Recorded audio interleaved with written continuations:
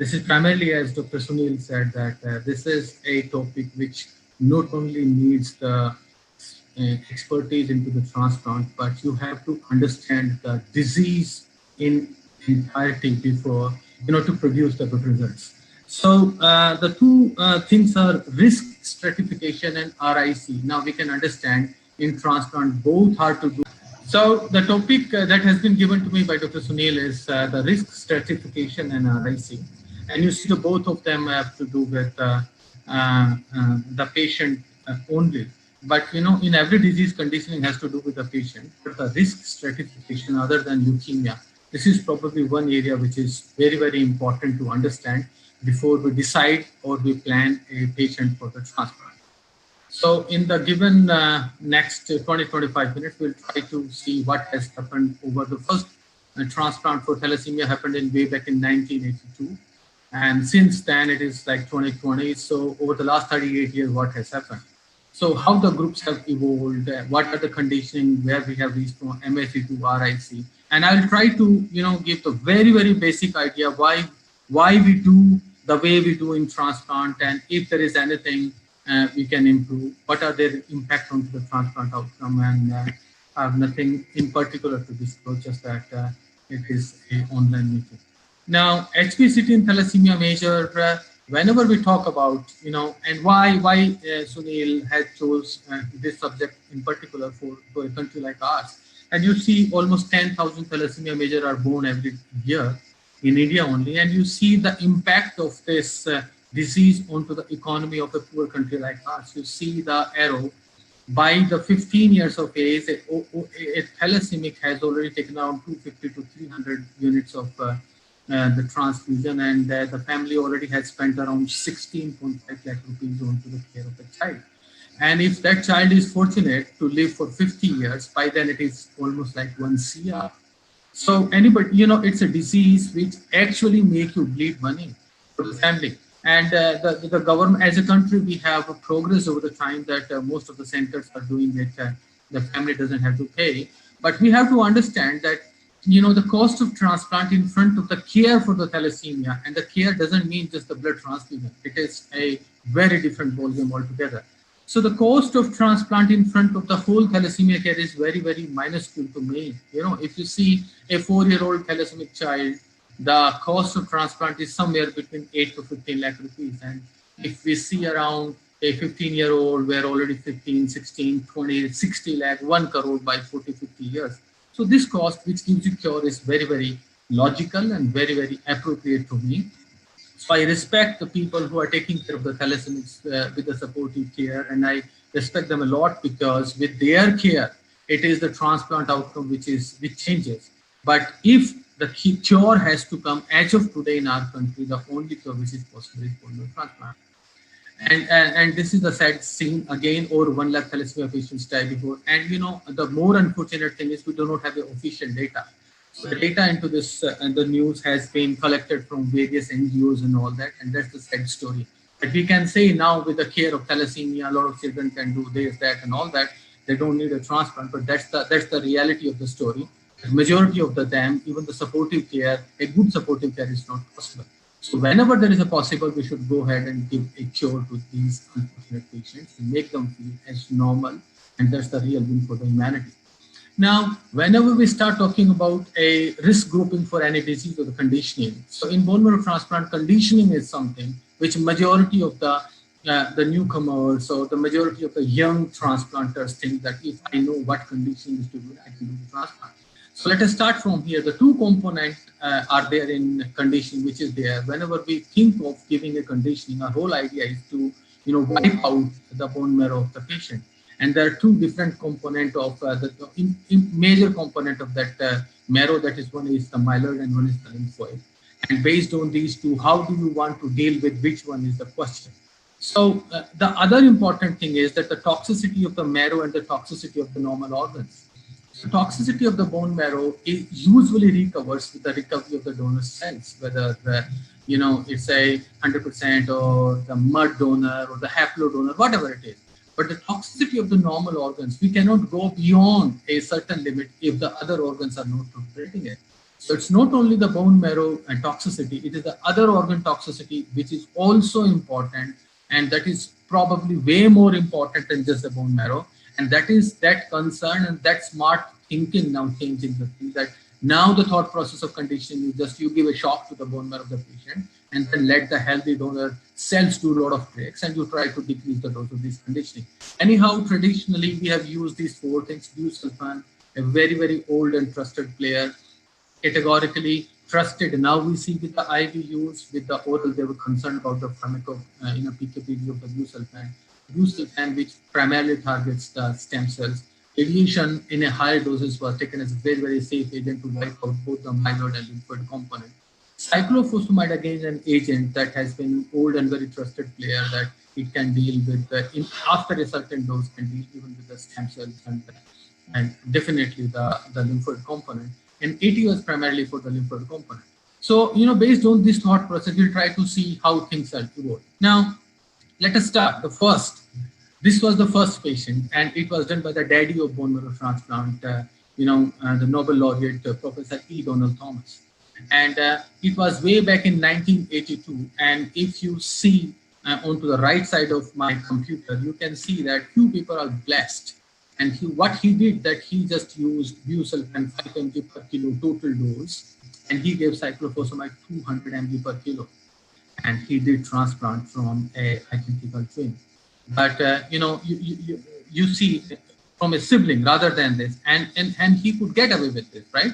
Now, you think of it today, if somebody asks you, oh, you just give 5 mg per kilo of busulfan and 200 mg of cyclo, can you do that? I'm sure you will never, ever, you will even stop talking to that fellow. That, oh, this is not possible. But these were the blessed souls by the God. They decided something, they did something, and God blessed them with that thing. So I think it was just the blessing of the God, the first patient which got for the thalassemia, and it was cured. And if Professor Donald Thomas was the daddy of the bone marrow transplant, here is the daddy of the thalassemia bone marrow transplant, Professor Guido Lucarelli from Italy. So it was the first paper where he has presented some 13 patients. And if you see, this is very, very important to understand that out of these 13 patients, some 6 patients were into the, what should I say, early disease of, and in the 7 patients which were there into the late. So, late means the patients were of the higher age, lot of blood transfusion has given, the liver was not in good situation, hepatomegaly was there and all that. And out of the 13 patients, 7 patients survived after this bone marrow transplant. And you see the conditioning Professor Lucarelli used was Cy-TBI, then a thought of increasing mu from 5 to 8 mg per kilo and with Cy of 200.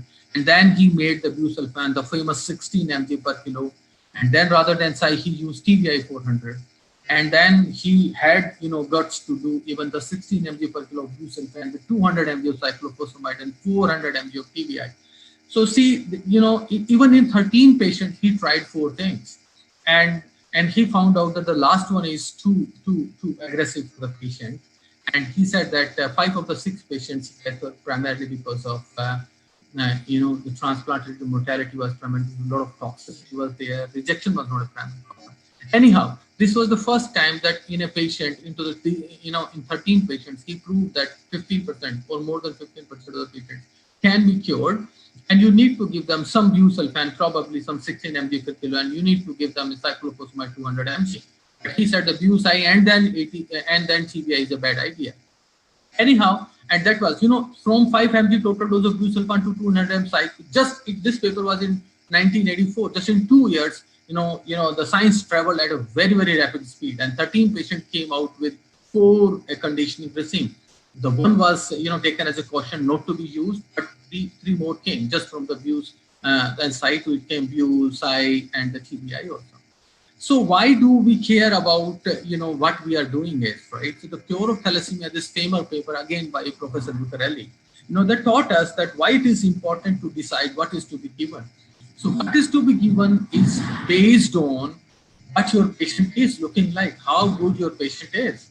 And for that, he actually devised a risk category. But before we go ahead and do, we have to understand that this component where we give chemotherapy, immunotherapy, ATG, a lot of serotherapy, right? And these all things are organ toxic other than the myelotoxicity. So this is important to understand that one of the primary organ which actually deals with the chemotherapy is the hepatomegaly. So anyhow, Professor Lucarelli said that based on the iron chelation, the liver swelling, if there or not, and the fibrosis perisinusoidal, they can be classified into class 1, 2, and 3.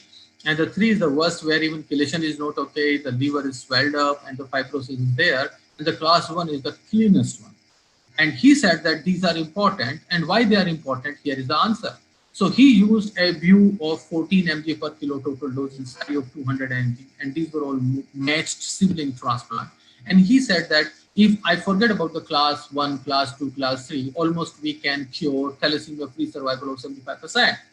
But why Professor Lucarelli, why he is called as the daddy of the thalassemia transplant is this. He said that class 1 and class 2 patients are, this 75% increased to 85 to 90%. But what his problem is the class 3. In class 3, he said that it just come down to 55 to 60%. And a lot of mortality, almost 20% mortality, 30% rejection. So he said that if your thalassemia patient is into the class 3, it's a bad category. And he said that for them we need to do something, other than. But those are the developed countries where class 3 means that the supportive care has not happened the way it should have happened. So the blood transfusions might not have been given on time. The iron chelation might not have gone on time. A lot of other organ functions might not have been taken care of. So that is how a big spleen might have been there, because you kept hemoglobin around 7 or 8. So, these patient class 3 were less, but you think of India, in India it's a problem. So that is how the Professor Lucarelli taught us class 1, class 2, class 3, and class 3 is bad.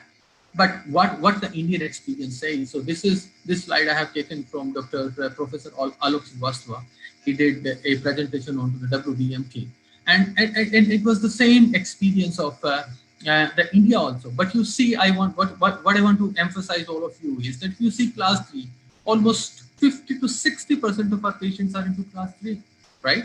You see 2/3 of our patients have a liver size more than 2 centimeters. 90% of our patients have inadequate chelation, and almost 70% of the patients have liver fibrosis. Now, this is our patient population, right? So, we thank Professor Lucarelli for that, but we try to, see that thing into our patient also, and we realize that class 1, class 2, class 1 in India, you see into this data only 4 to 5%. Class 2 probably 40%, but class 3, majority of the class 3. And they also confirm the same, that is class 1, class 2, they do well from 80 to 90%, but class 3 is bad, it comes down to 60%. And categorically, they raised a question into their data, the CMC Vellore, and we give credit for them, that they say, okay, Professor Lucarelli left everything at class 3, but they both patients, as per Professor Lucarelli or the Italian data, the Pisaro risk group, they come into the class 3. But you look at, these are 2 patients where the liver size is 7 centimeter versus 3 centimeter, a spleen size of 5 centimeter versus spleen not palpable, a fibrosis of +2 versus 1+, and the age 14 year and 6 year. So as per the Pisaro classification, both are class 3, but we know here that, okay, they are class 3, but we know this patient class 2 is probably class 5. It is not even class 3, right? So maybe in India, class 1, class 2, 3, class 4, class 5, there are a lot of class. But anyhow, we decided that out of class 3, can we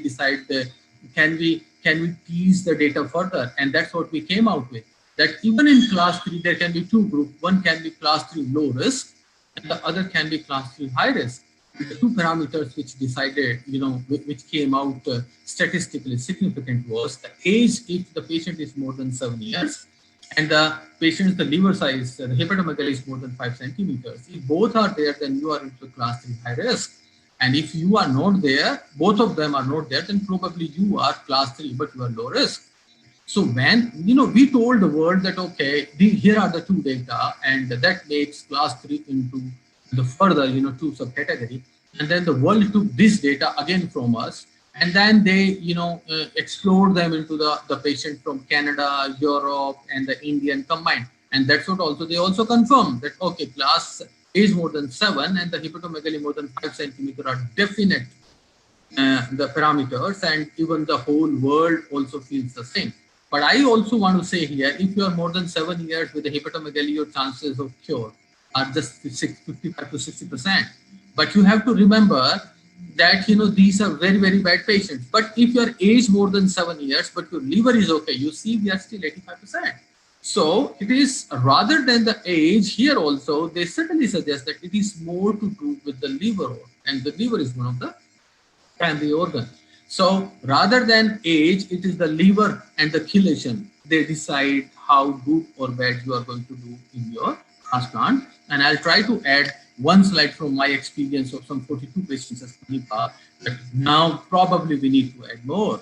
And that's also almost 25 years.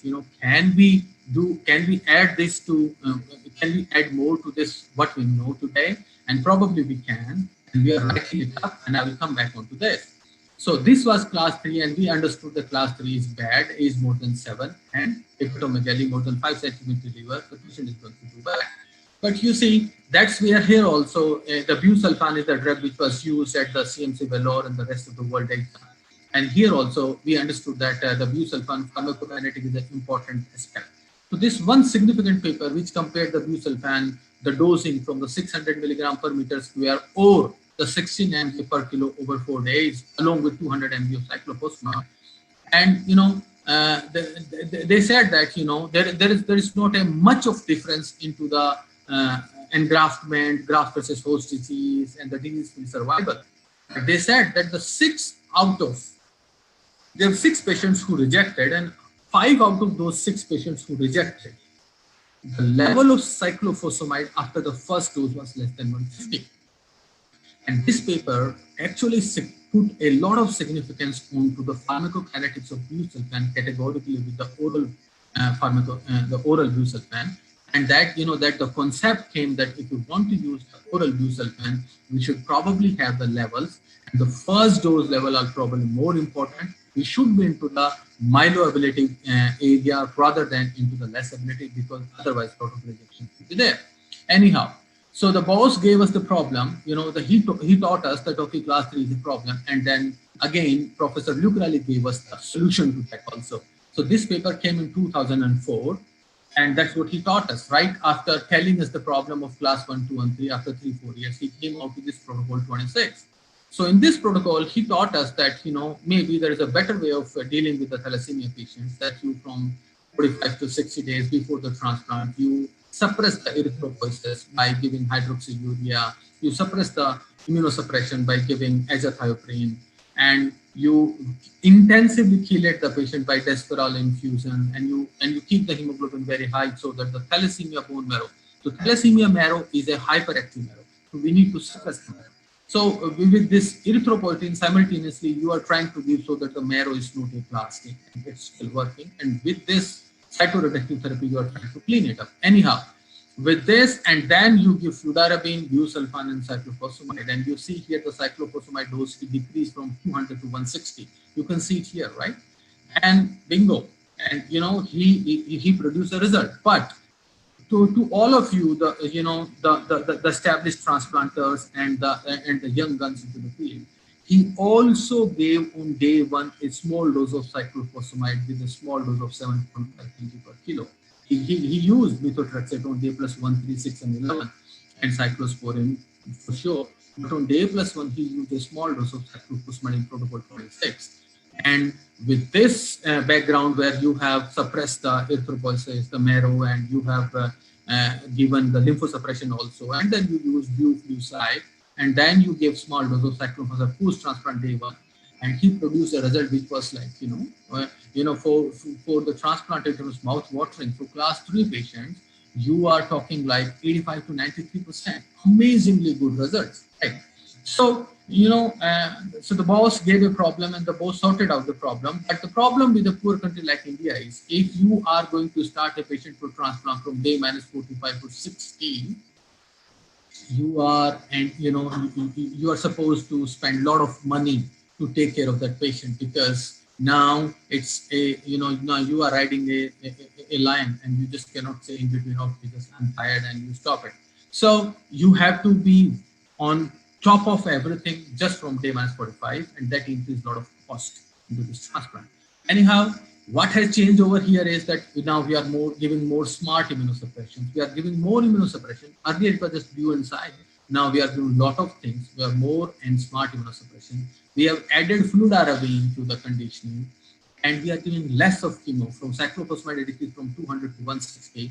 And we first time we have used on day plus one the cyclophosphamide, and that have produced beautiful results. So this gave us less chemo, more immunosuppression, and do things more smartly. And you do things over a period of time rather than just 7-8 days of conditioning, and probably your patient will do well. Anyhow, there is another big boss into this field, and the name is Dr. Franco Locatelli. And Franco Locatelli came out with this paper some few years after the publication by Professor Lucarelli, almost like 4 years later. And he used a new conditioning.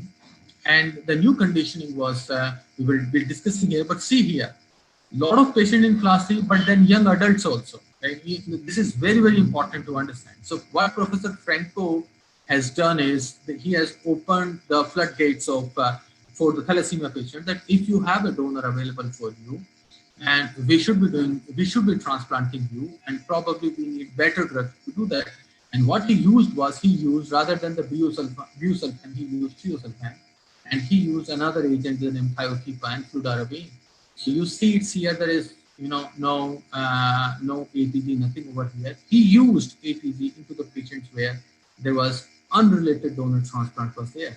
So triosulfan, thiotepa, fludarabine was the conditioning he gave into the young adults and class 3 patients. And if there was a patient who is class 3 and unrelated donor also, he used ATG also. And he also produced some amazingly good result in these young adults patients, right? This was the first time when now people were talking young adult transplant in thalassemia, and overall survival of 93% and thalassemia-free survival of some 85% into class 3, and this beautiful results, right? And this also taught us that you need less intensive chemo, you need smarter immunosuppression, and you need to find out a combination where your elderly patients whose liver is not that smart can tolerate it better, and there is definitely a space for ATG in these patients. So this was the message given by the second big boss into the thalassemia transplant, again from Italy, Professor Franco Locatelli. Then again, the Indian data from CMC Vellore about thiosulfan, and they also confirmed this, that yes, with thiosulfan, your outcome can be far better in these patients if 86 versus 40% if you are using Bucy. And this is thalassemia-free survival, 78% versus 32. So this was a huge difference. But they also commented on into their paper that probably class 3 patients needs to be transplanted with thiosulfan, thiotepa, and fludarabine, but probably they reject a lot of transplants, so we need to give them peripheral blood stem cells. They categorically said that into their paper.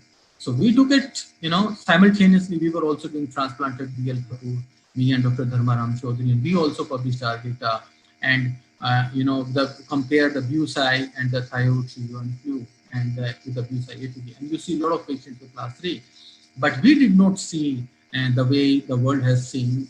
Into our experience, the Bucy was still better, but now here it's not the traditional Bucy. We added ATG, so it was now Bucy and ATG. But here thio, and we haven't produced results at far, but there was reasons for that. In 90% of our patients, a bone marrow was the source. But Vellore data says that if you use bone marrow, there is a lot of mixed chimerism. So why did not we see the mixed chimerism in our patients, and probably in all class 3 we were using azathioprine and hydroxyurea, and few of the patients using ATG. So probably the mixed chimerism were taken care of. But in our set of patients, it was not a just 28 patients. In our set of patients, we did not find it that conclusive. Now, if you do not have a brother or sister available, how do you do it? So here comes the Chinese, and that's what again they have suggested, that you can make 3 groups, less than 2 years, 2 to 6 years, more than 6 years. And you see even in group 1, 2, and 3, you see they are definitely decreasing the cyclo, and they are decreasing the dose of the busulfan, and the thiotepa and the fludarabine they are keeping same. So these are the which were the two traditional, the busulfan and cyclo. With the increasing age, they are decreasing the dose, but with Iotipa and the fludarabine, the newer drugs, they are keeping it almost same. And they also produce beautiful result even with the unrelated transplant, almost to the tune of 10%. This is beautiful. Now, then comes one center from Thailand, and they changed the way we look at the thalassemia transplants. And this was for the match-related and unrelated donor transplant. And that's where they used two conditioning regimes at Thailand Ramatibodi. One was myeloablative and the other one was non-myeloablative. In the myeloablative, they used busulfan, and this was 14 mg, cyclophosphamide, this was 200 mg, and they used ATG also, right, for the unrelated donor transplantation. In non-myeloablative, the busulfan and the fludarabine and ATG dose was also decreased, and they added TLI. And the patients who received non-myeloablative, TLI is total lymphoid irradiation, all were class 3 patients and with the unrelated patients. So in these patients, they used a TLI, ATG dose was decreased, and they used Bu and Flu. There is, you see it here, there is no psi over here. So just Bu, Flu, some ATG, some TLI. And they also produced beautiful results with the 49 patients of some 90% and 50%.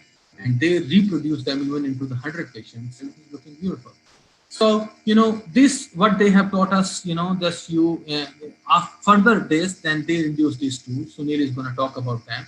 That you start from almost 60 days before the transplant, you start doing it, and you induce a smart immunosuppression, and you can do a lot of good things. But John Hopkins, now look at the latest conditioning, which I want all of you to have looked at. What they have given: Rabid ATG, some Fludara, and TBI, and that's it. Can you believe this? Flu, TBI, and ATG, just 400 mg TBI they have given in all the thalassemics and the sickle cell patients, fludarabine, and then they use PTSI even into the match sibling also on the haplo, whatever Sunil is going to talk, and they have produced 100% results. So all I want to say is that if there is no match unrelated donor available, haplo, whatever it is there, Sunil is going to talk about, but the concept is less myelotoxicity, less organ toxicity, smart immunosuppression, and that is how we decided. Now, the risk group, I said the last slide where we need to add more. I said that these are the two things, that a hepatotoxin more than 5 centimeter is bad, age more than 7 is bad. But out of the two, it is the liver which is more important rather than the age. I have transplanted, Sunil has transplanted patients more than 20 years, whose livers were good. They are doing fine.